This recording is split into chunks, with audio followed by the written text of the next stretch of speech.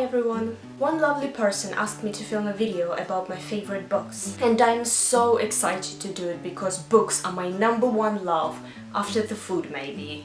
Bitch, if you want a burger, eat a burger! As I am living for my gap year, I write down all the books that I've read through that time, and maybe, as it will be exactly 1 year since I've started, I will take you through all the books that I've read during my gap year. But today I will be talking about my absolute favorite books of my whole life. So without further ado, let's begin!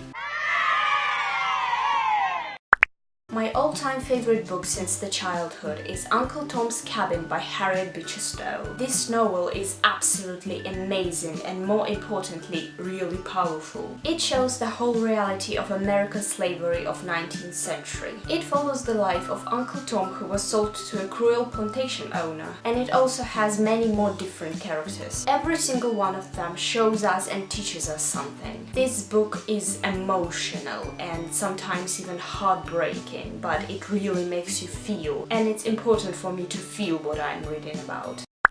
Another book that I've read only this year, but I knew the story nearly since the day one, is The Hunchback of Notre-Dame by Victor Hugo. By the way, I have no idea why in English it is called The Hunchback of Notre-Dame, because yes, Quasimodo is one of the main characters, but this story is so much more than just Quasimodo's life. I think that partly I am in love with this book because I was raised listening to Notre-Dame de Paris musical. Belle is my favorite song of all time.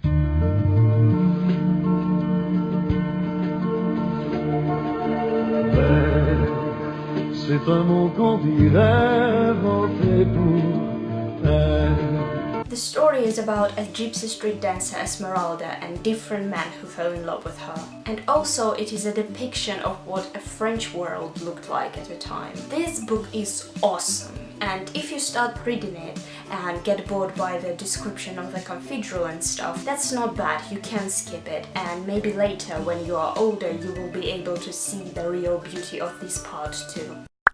In 2016, I've opened to myself John Steinbeck. I've already mentioned East of Eden in one of my videos. East of Eden brings to life the intricate details of two families, the Trosks and the Hamiltons, and their interwoven stories. I believe that this novel is not for younger people because it has some things in it that are considered R-rated. The minute I finished reading the book, I realized that this is one of the best books I've ever read. John Steinbeck is an excellent writer. I really enjoy the way he writes and how he unfolds his stories. I would compare East of Eden to War and Peace by Leo Tolstoy. This same level of greatness, but the first one nearly doesn't have any description of war.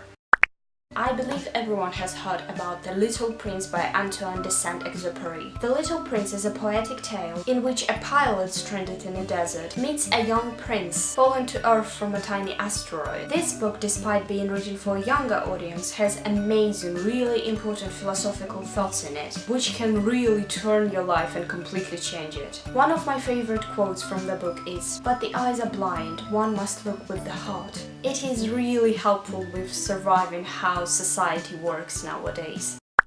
The Minds of Billy Milligan by Daniel Keyes is golden. It is a non-fictional novel portraying Billy Milligan, the first person in US history acquitted of a major crime by pleading multiple personality disorder. And honestly, this book is also one of the best things I've ever read. It's absolutely fascinating to realize that it's a real story about real men, it's not made up. As well as it is really interesting to get to know all of the Billy's personalities, it is heartbreaking to read all of that. This book is actually R-rated too, so maybe it's not for some of you yet.